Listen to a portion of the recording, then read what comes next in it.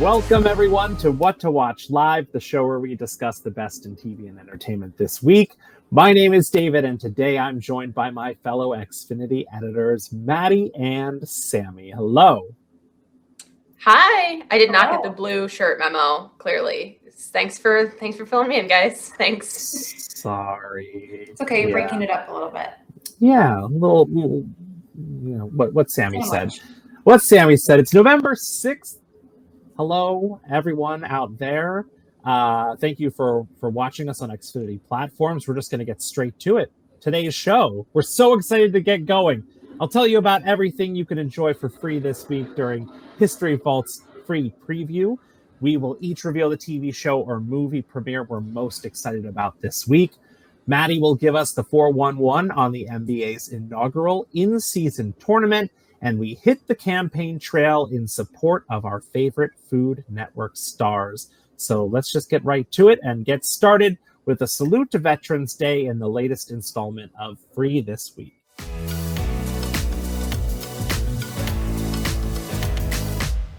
Xfinity's Free This Week program continues with a free preview of History Vault, which features dozens of TV shows, movies, and specials to help you commemorate Veterans Day.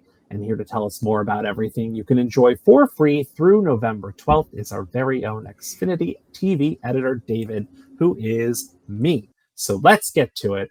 If you're unfamiliar with History Vault, this network is, as the name implies, a vault of History Channel content from classic series like Mountain Men, American Pickers, Pawn Stars, Modern Marvels, and Ice Road Truckers, to biographies of JFK Jr., Evel Knievel, Ulysses S. Grant, and Teddy Roosevelt, to supernatural docu-series like The Unexplained, Ancient Aliens, Monster Quest, and Haunted History.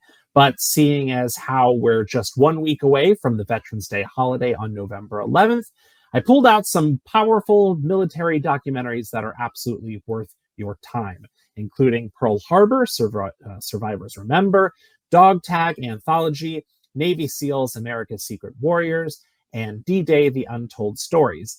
And if you're one of the millions of people who watched Christopher Nolan's acclaimed film Oppenheimer, you may be particularly interested in the documentary Hiroshima 75 Years Later, which is told from the first-person perspective of leaders, physicists, soldiers, and survivors. A lot to enjoy here. Dive in. There's so much content. Say History Vault into your remote, and you'll find it all broken down by the genres that I mentioned previously. Sammy, Maddie, anything here that catches your eye? Well, good note on the double feature. That's what I was going to say with Oppenheimer, because I feel like after, it might be a little much doing 3 hours in the theater, but definitely important because they don't really show the aftermath so much. So I think that's a really good call. I was going to say, you kind of teed it off in the beginning, but I'm obsessed with anything surrounding the Kennedy family. So if the war stuff is a little heavy, I'll take any like political mysteries, scandals. I am all in on that stuff. So definitely a lot to enjoy, but I think you picked out a good selection there. Thanks. Sammy, big Ancient Aliens fan. There's like 30 seasons. I mean, aliens are real. So this is right up my alley. Wow, on the record, saying that. On the record. Well, didn't you see them in those boxes in Mexico? Yeah. In the Mexican Senate? Maddie, what are you talking about? Oh, we all saw the that. ET guy? Right. Yeah, I saw him. Whatever that was. It was real. They didn't look at all like giant like Cheetos. Xfinity's Free This Week program offers a new selection of free content from streaming services and premium networks every week of the year with no strings attached. Just say free or Free This Week into your remote to check it out. Next, drop what you're doing and pick up your remote. It's time for Appointment TV.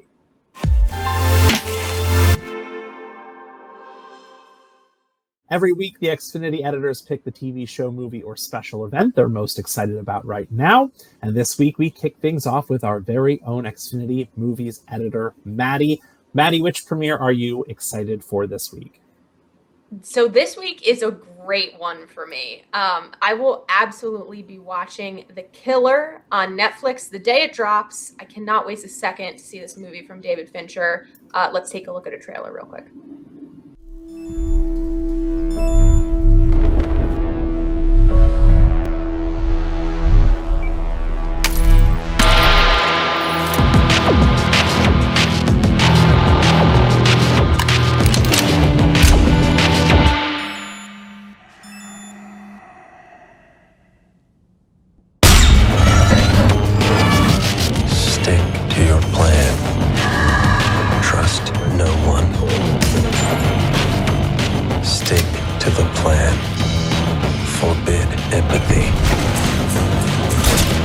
Stick to the plan. Anticipate. Don't improvise.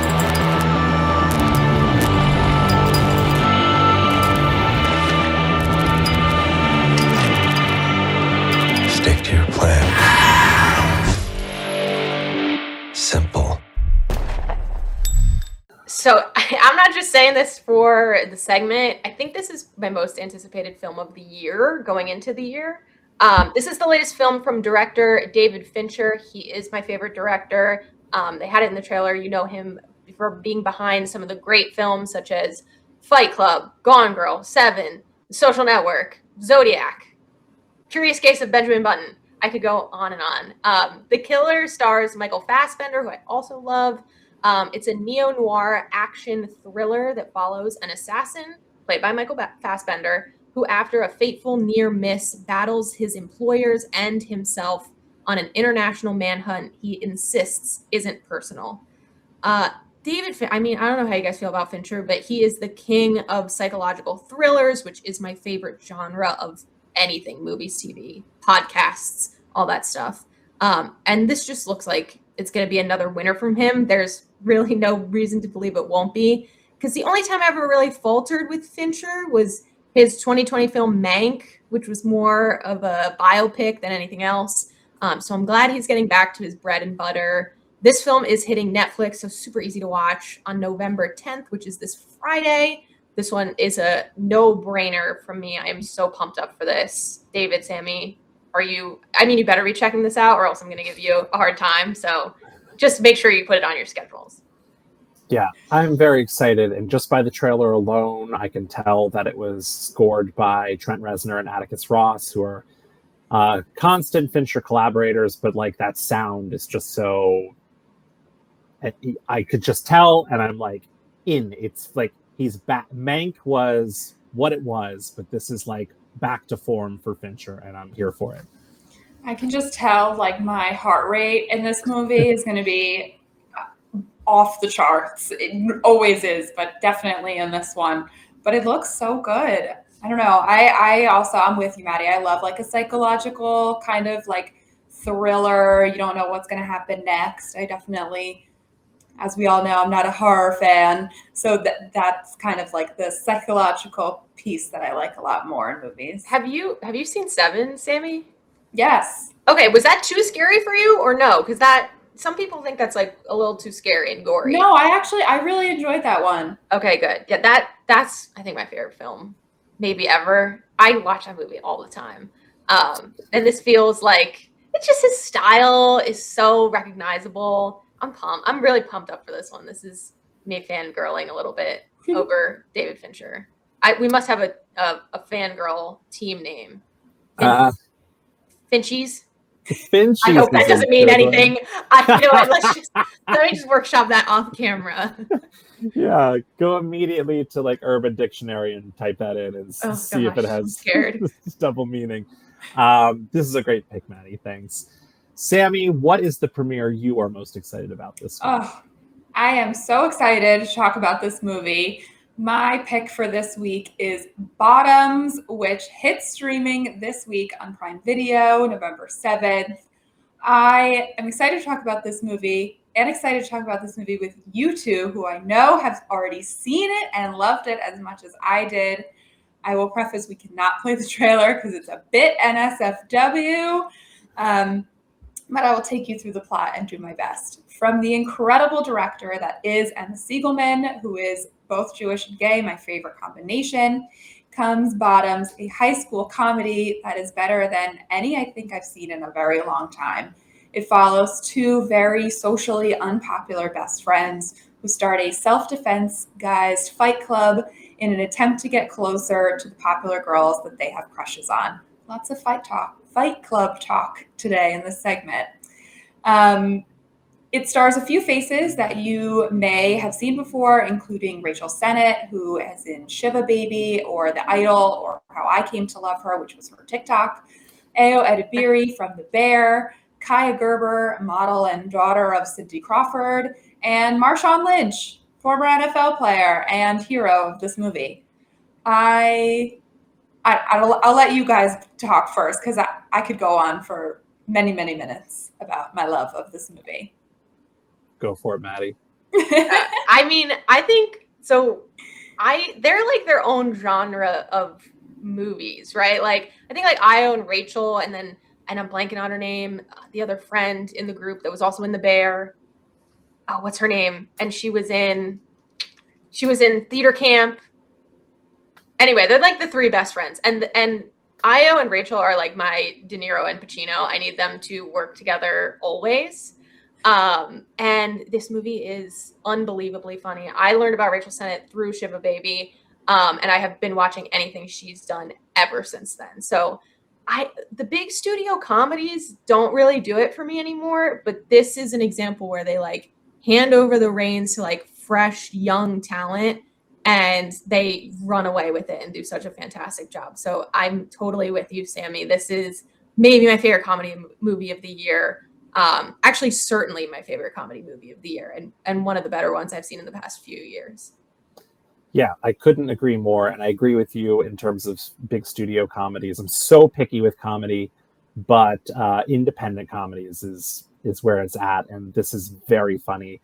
I will say something that I didn't realize, because I think I had seen a trailer, but I avoided watching subsequent trailers because I really always try to go in pretty fresh. And something I didn't expect was just how much of a satire of high school this is. Like, if you think that this is just a normal high school coming of age story that's very funny and kind of outrageous, it's not. It's that, but it's also like a not another teen movie level satire of being in high school. And my first indication of that was the first scene in the classroom. There is a student in a cage back in the corner that they don't explain at all, and it comes into play later, but you're just like, is that a cage? And like, it's so outrageous. So if you go in knowing that this is like heightened satire, like you can set yourself up for just embracing how ridiculous it is at times. I echo all the sentiments about the cast, about Rachel, Ao. Am I saying it right? You know what? Yeah. I'm deferring to fellow Xfinity editor Nicole, who interviewed her, and I believe she said it was Io. So I'm gonna go. Oh, if we're wrong, you gotta blame Nicole. Next episode. Io is having a year so far, aside from this and being the voice of April O'Neil in the new Ninja Turtles movie. It's like she's everywhere. Marshawn Lynch. Man, this dude is funny. If you haven't seen Murderville on Netflix and seen his episodes of that, he's just such a natural, and also like has a way of like being funny, but also bringing some heart in this movie. He's just fantastic. Do you think if he never said, "I'm just here so I don't get fined," that he would have this thriving comedy career? Because I feel like that was such a meme and really set off like us knowing that he is this like has this comedic bone. I think that did pave the way for all of these like endeavors for him, and I'm thrilled about it. 100%. And he's just naturally funny. I mean, Murderville is all improv, and he was so funny in that. Worth pointing out. Oh, sorry. Go ahead, Sammy. Oh, I was just going to say, to that point, I later learned that he improv'd a majority of his lines in this movie as well. And there's actually a fantastic post-credit blooper reel that absolutely you have to stay in the theater or in your home to keep watching. Don't turn off when the credits come on. And he has some really excellent bloopers and lines that didn't make it to the movie. The last thing I'll point out is the actor whose name I cannot recall in the bottom left here, the football player, played the prince in Red, White, and Royal Blue, the Prime Video movie that we talked about a couple of months ago, and you just will not believe it's the same guy. He has range. That's called range. He's fantastic. It's just kind of this, weaselly crybaby football player. It's just everything about it. It's just so good. And like David said, I cannot express how unserious this movie is, which is important context going in, I think. So you're not expecting a lovely, heartwarming, comedy of the 90s that you were expecting. It's true. Another great pick, Sammy. Thank you. Moving on to my pick, which I also think is like a perfect trifecta of picks for Appointment TV this week. And it is the brand new series, The Curse, which premieres Sunday, November 12th at 10 p.m. Eastern on Showtime. Let's take a look at the trailer. Did you know you can put out fires with the sun? No way. Well, sort of. We're here today with the brave men and women of the Espanola Fire Department to show them how a few tiny changes to their station can make passive energy the newest recruit on their squad.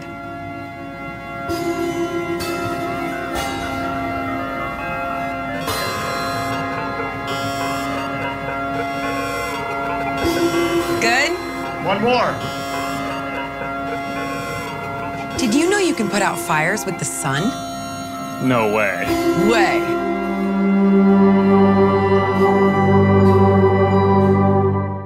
Created by Nathan Fielder and Benny Safdie, The Curse follows a married couple played by Fielder and Oscar winner Emma Stone, who host an eco-friendly HGTV home renovation show called Flipanthropy.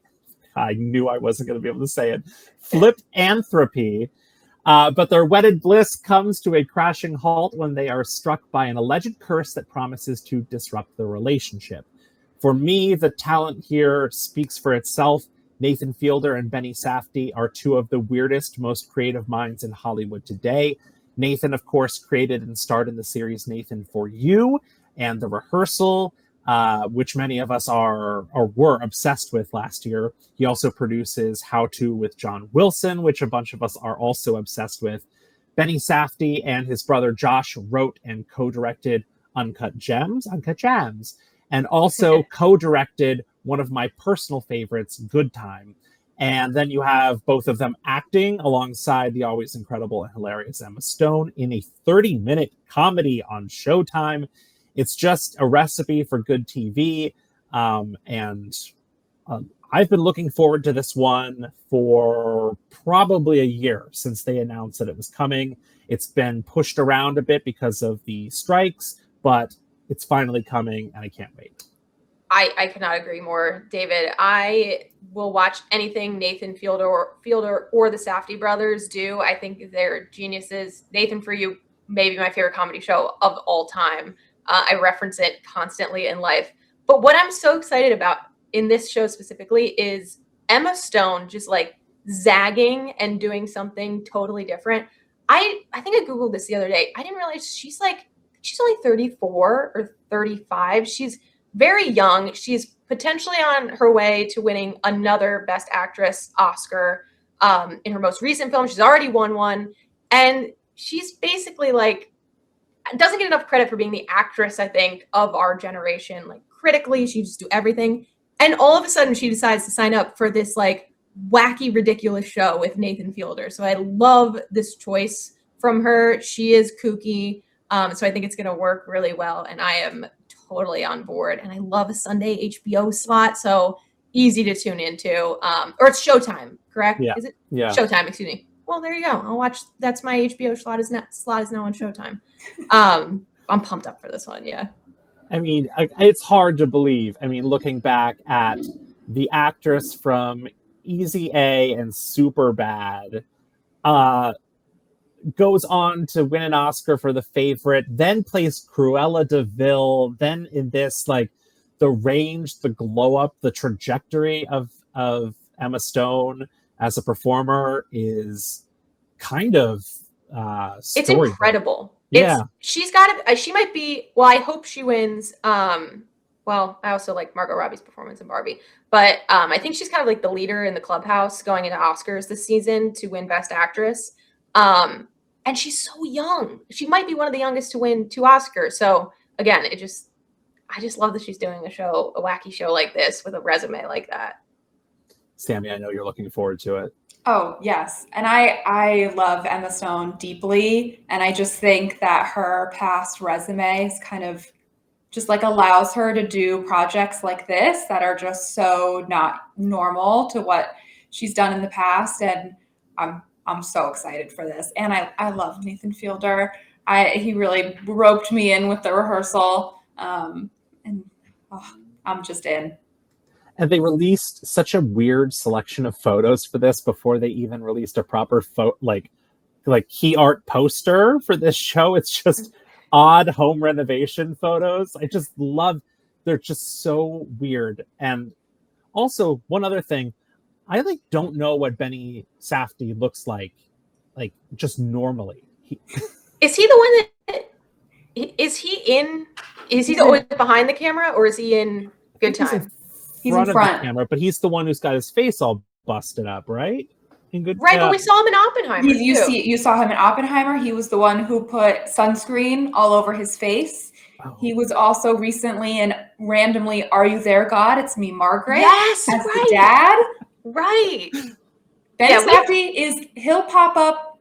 You know how that's like random Matt Damon, that meme that's like Matt Damon is just randomly in movies. Benny Safdie is that exactly. You're just like, is that Benny Safdie? And it is. I love it. This is going to be so much fun. And again, only 30 minutes. It's a comedy. Like these days, I love when you're only taking 30 minutes of my time for anything. Agree. I'm ready for it. Check out all the TV shows we just discussed and so much more simply by saying what to watch into your voice remote right now. Next up, I swear that I'm telling you the facts because that's how I beat Shaq in this week's edition of Sports.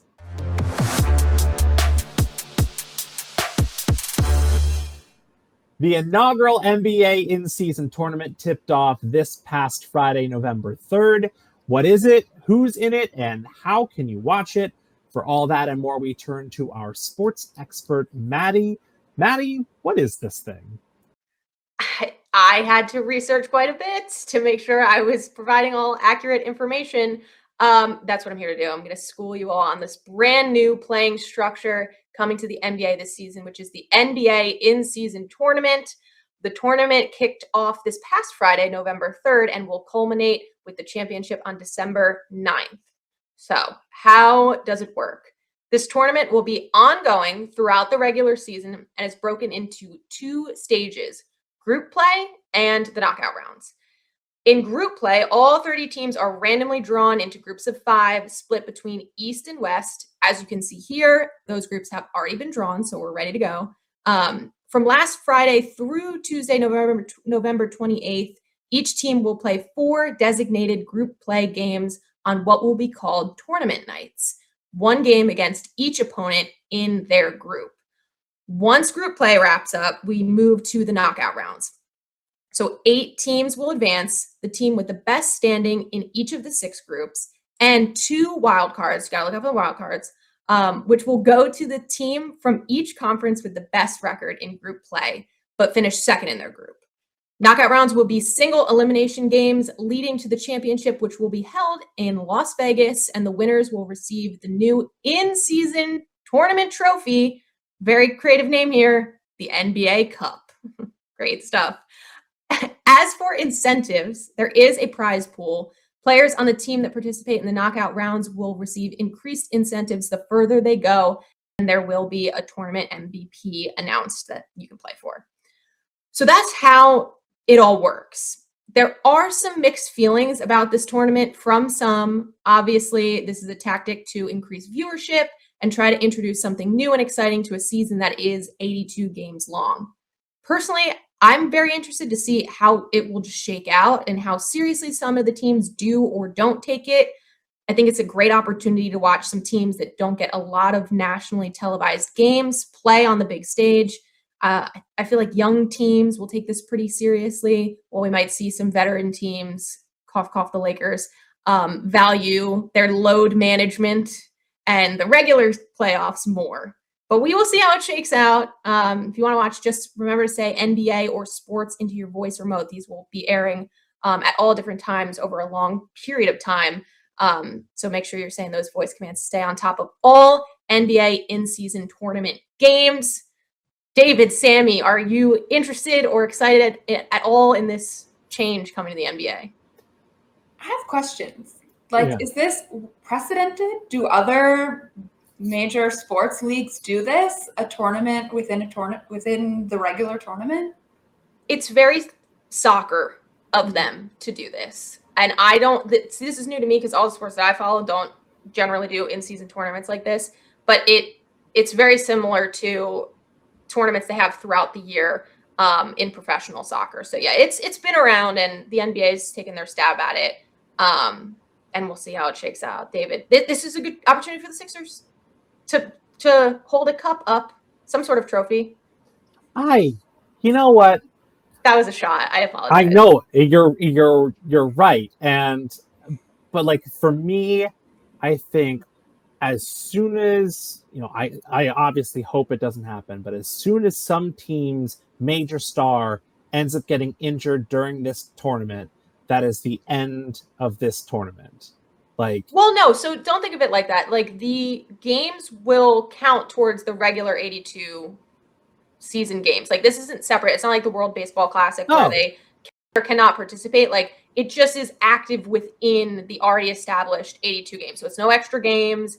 Like, they'll count as regular season games as well, but there will be a playoff structure towards the end. So in theory, everyone should be playing as if it's a regular season game. You just might see some teams put a little more emphasis on this game because they want the player incentives. Who knows? They want this trophy or the MVP title. So it shouldn't deviate too much from what we normally see, just adding a little extra incentive. Got it. I swear I was paying attention and that did not occur to me. The Sixers don't put in any extra emphasis in championship situations, so I can't see this helping us at all. I was just thinking, I don't need any more wear and tear on Joel Embiid, Mr. Glass. Like, this dude's gonna get hurt again, and then it's the end of us. Like, I don't know. I think it's exciting. Just gives, like, there are so many games and throughout the season, it is exciting to have something sort of in the middle, aside from, like, All-Star break, which who really cares about All-Star break anymore? Right. Yeah. I think I'm more intrigued than anything else because I already think the NBA is a great league. I think they do a really good job promoting their players. So I think they're just trying to do a little bit more of that. But we'll see. I don't know. That's what we're going to tune in for. So I'm looking forward to it. Hopefully the players take it pretty seriously, and it's a competitive tournament right in the middle of the season. So it's good stuff. Awesome. Well, as Maddie said, the NBA in-season tournament runs through December 9th, and you can catch all the action on ESPN, TNT, NBA TV, and NBA League Pass. Just say sports or NBA or basketball into your Xfinity voice remote to get more information, whichever is easiest for you to remember. Next up, we say hail to the chef in the latest installment of What to Watch This Week.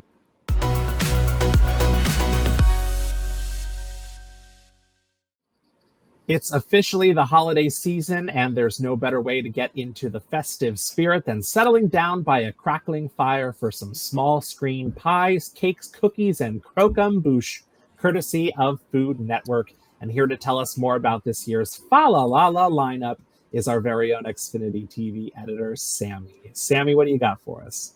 Thank you, David. Very good puns. If you are looking for the sugar and spice to make your TV viewing nice this holiday season, look no further than the Food Network holiday lineup that just launched this week.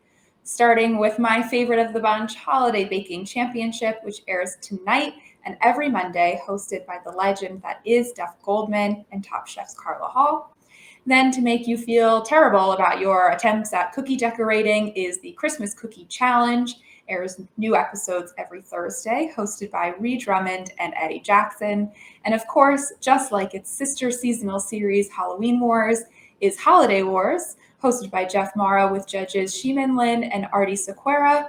Cake and sugar artists compete in creating incredible displays of new episodes every Sunday. Just say What to Watch or Food Network into your voice remote to tune in. Thank you, Sammy. Well, it's not only the holiday season, it is also election season, and tomorrow is November 7th, aka Election Day. Maddie, Sammy, I know you're both big fans of the Food Network and its seemingly endless array of talented cooks, chefs, and food experts. If you had to hit the campaign trail on behalf of one single Food Network star and tell America why they are the single best Food Network star of all time, who would you choose and why are they the king or queen of cuisine? Sammy, I will start with you. All right. I am here to talk about my love of Alton Brown. I should preface that I have been obsessed with Alton Brown since high school and used to rewatch episodes of Good Eats in bed on the Food Network app on my iPod Touch. For Hanukkah one year, I got tickets to see his show, do a meet and greet and a book signing, and it was a highlight of my entire life. Wow. Yes. But Alton Brown, he is the best. He is the king of Food Network because he does not have time for anything subpar. Or any like cheesy guest judge spots. If Alton Brown is in something, I know it's going to be quality. Examples: Good Eats, Cutthroat Kitchen, which should never have been canceled, Next Iron Chef America, all top class, top notch Food Network programming. He is the perfect mix of funny, quirky, and intensely educated about food and the history of food. I also really appreciate his sass. He's practical, knowledgeable, and respected, and that is why I'm asking for your vote, America, why Alton Brown is number one on Food Network and in my heart. Sammy, Cutthroat Kitchen is one of the best competition series of any channel and genre. So good. I will, when they wheel out the toy kitchen that a world-class chef needs to cook a meal using like teeny tiny tyke knives, is just, it was the best. I really miss that show. It's really, really good. I hate to say it. Oh no. I do not know who this man is. Sorry to this man. No! Maddie! I recognize his face, but I've never seen an episode of Cutthroat Kitchen. I don't know what you're describing with these toys that they have to use to cook food. He's not sticking for me, Sammy. I'm sorry. That's my rebuttal on the debate stage. It's news to me. I just teed you up as a big fan of Food Network, Maddie. I was going to address that in my opening statements. All right. Well, thank you, Sammy. I agree with you. Alton is excellent. Maddie, let's go for it. Who is your favorite Food Network star? Okay, so let's just be known that I pitched this segment and I probably watched the least amount of the Food Network. I watched two shows exclusively, and none other than Ted Allen is the host of my favorite, which is, dare I say, the flagship Food Network show in Chopped. Is that fair to say? 100%. I'd say that's fair. Okay. I just want to make sure I didn't have a bad read on this now, because Ted is holding down the fort. He is a national treasure. I really hope I got a good read on this. I don't know now. I'm really nervous. I think this is common knowledge, but if it's not, Ted got his big break as the food and wine connoisseur in Bravo's Queer Eye for the Straight Guy. So basically, he paved the way for Anthony for the new iteration of Queer Eye, who was another one of my favorite humans. So Anthony would not exist without my boy Ted. So appreciate that, Ted. But the main reason I love him is for hosting Chopped. Since its inception in 2009, he's so good because he's not annoying. Like, you kind of alluded to this, Sammy. So many of the judges and hosts across the Food Network are so annoying and pretentious, and I never feel that way about Ted. He drives the ship really well. He doesn't really get all up in the contestants' face while they're trying to cook. He can be funny, but not corny. Like, Beat Bobby Flay is one of the most infuriating shows. That's Food Network, right? Yeah. Yes. Yeah, like, they're always all up in each other's face. So corny. The live studio audience is abysmal. So Food Network has a couple issues, but Ted Allen is not one of them. He can be a little bit of a snitch, which I do like. When he sees things going wrong from afar, he like gets all in the judge's ears and he's like, she is scorching that branzino. And I like that he tattletales a little bit. That's good. He does a really good job helping the viewers understand clock management because they only get 30 minutes each round. He's like the Andy Reid of, I guess, the non-Andy Reid. Andy Reid's gotten better, of the Food Network. And he gets to deliver maybe the best food competition show line, "You've been chopped." I think this rivals The Tribe Has Spoken. I think this rivals Please Pack Your Knives and Go. So for those reasons, I'm going with Ted Allen. Do you be honest? Like, do you guys like him or no? I love Ted Allen. Oh, okay. Yeah. Okay. No, he's great. And I love that you pointed out that he can be sort of a snitch sometimes. There's so many things, so much stuff about food that I've learned from Chopped. And I also have watched so much Chopped that I've learned what specific judges do or don't like. Like, you see someone putting raw onion on, and Scott Conant is the judge. You're like, don't do that. No raw onion. He also doesn't like fish and cheese. That's a big no-no. Why is he a judge then? Oh my God. There's someone it's escaping me, but someone who you should just never make pasta for because he always loathes the way the pasta is cooked. Never put truffle oil in anything because you always put too much. It's like my one of, like, I guess it's like a guilty pleasure is the absolute meltdown when someone cuts their finger and then inevitably gets blood on the plate. Happens every single time. It's like literally like that scene in Twilight, not to bring it all back to Twilight, but when Bella gets the paper cut, it's like they can't just bleed and just kick them out right away because they're like, oh, that make it a contamination thing. Like, they make a hole. It's more dramatic than when they try to go to the ice cream maker. That's the other thing. Never use the ice cream maker. Never use the ice cream maker. Never make bread pudding in the dessert round. Don't use those ceramic things. It'll never cook through. Never use the whipped cream maker because they can never get the lid on to make their own fresh cream, and they're sitting there pushing it, it's spurting out. Oh my God. Bread pudding or any kind of custard that has to set in time. Don't you watch Chopped? It's never going to work. Exactly. And like, Ted brings a little bit of the lore into that sometimes. So I'm feeling pretty good about my choice, Ted, right now, because Chopped is the flagship show, and I watch it religiously. It's a great pick. Thank you, Maddie. All right, I'm going to bring it home with my Food Network star, and I have chosen none other than the ace of cakes himself, Mr. Duff Goldman. My fellow foodies, I stand before you today to celebrate someone who is not just a pastry chef. He is all of us. When Marie Antoinette said, "Let them eat cake," she was not referring to the starving peasants of France. She was talking about Duff Goldman. When DJ Steve Aoki throws a cake at his concert, he is not succeeding in throwing cake on a fan. He is failing to throw cake into the mouth of Duff Goldman. When Joe Jonas and DNCE sang the lyrics, "I Keep Hoping We'll Eat Cake by the Ocean," it was a tender love ballad honoring the talents of Duff Goldman. When Buddy Valastro named himself the Cake Boss, it was only because the title of Cake CEO was taken by Duff Goldman. When Jesse called Adam Banks a cake eater in the 1992 Emilio Estevez classic, The Mighty Ducks, what she meant to call him was Duff Goldman.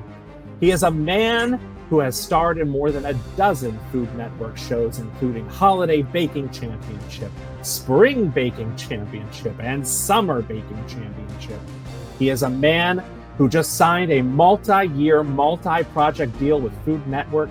He is a man who not only crafts the world's greatest treats, but a man who appreciates, with every moment he appears on a Food Network screen, the execution, artistry, aromas, and flavors of the world's most perfect frosted confection, cake. So when you walk into that bakery on November 7th, don't order cupcakes, pastries, pies, or tarts. Tell them you want Duff Goldman.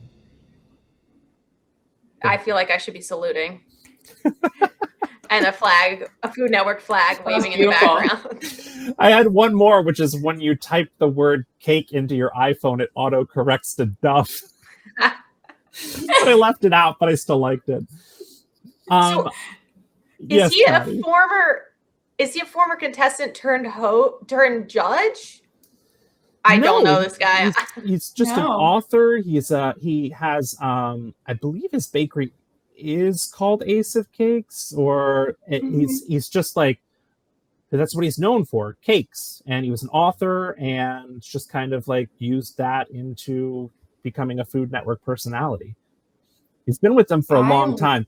I was telling Sammy this. One of my favorite things, I just love how much he loves tasting the food and does it with such like honesty, and it's just so wholesome.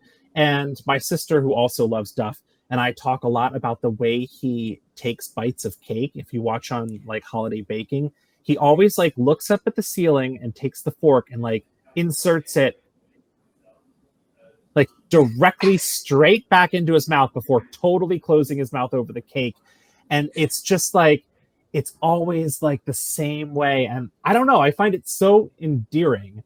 Also, love that he just destroyed Buddy Velasco, the cake boss, on Buddy versus Duff, because I don't love the cake boss. He's just like so down to earth. He's just an everyman. Exactly. I agree. He's an everyman. I used to watch when Ace of Cakes was first on Food Network. We used to watch this all the time. I have a friend actually who got an Ace of Cakes cake for her bat mitzvah. It was a big deal. I also loved his coworker Jeff on Ace of Cakes. I don't know if you remember him. He was kind of like a grumpy, squirrely kind of guy. And it was the first time that I learned you could spell Jeff with a G. Really made an impact on my life. He's just a good dude. I always like it when he's on a panel, especially like he along with Carla Hall, like they're just so much fun together. There's a lot. I mean, Carla was an easy runner-up. I could have gone with her as well, but I felt like that was a little more obvious because who doesn't love Carla Hall? I ran into her at the train station in New York City one time, and she was so sweet and took the time to talk to me about, I think she had just been on Top Chef at the time. Anyway, they're all great, and I love Duff. The end. Very nice. Are we picking a winner or? No, it's for the people. It's for the people to decide. Right. It's a democratic election. We gotta let the everybody tally, and then we'll get back to you. Yeah, go out there and cast your vote by watching these shows on Food Network, and you can watch them all, and we'll have them up there for you to check out. Just say what to watch in your voice remote, or just say Food Network or Food Network on demand. You can find it all there. That's how you cast your vote. Go watch these stars. That's it. That was fast. That's the end of the show. I don't know if you guys could hear. I'm very hungry right now, and I was before the segment and now after, and I've been super self-conscious the entire show that my microphone is picking up my grumbling stomach. We'll have to get the producers to let us know. If you hear any weird while watching this audio, it was probably my stomach gurgling. Thinking about Ted Allen. Ted Allen, yeah. Ted Allen. All right, thank you. Thank you to my fellow Xfinity editors, Maddie and Sammy, and Maddie's stomach for joining me this week. Shout out to our producers, Caitlin, Josh, everyone else behind the scenes for making the show run smoothly. If you want to check out the TV shows, movies, anything else we talked about today, see our entertainment recommendations, watch us interview celebrities, just say what to watch into your voice remote. Going too fast. You can also check us out here every Monday at 4 p.m. Eastern for a new episode. You can also watch us 24/7 across the country on the Xfinity What to Watch channel on Xumo Play. My name is David. Hi. Thank you so much for watching What to Watch Live.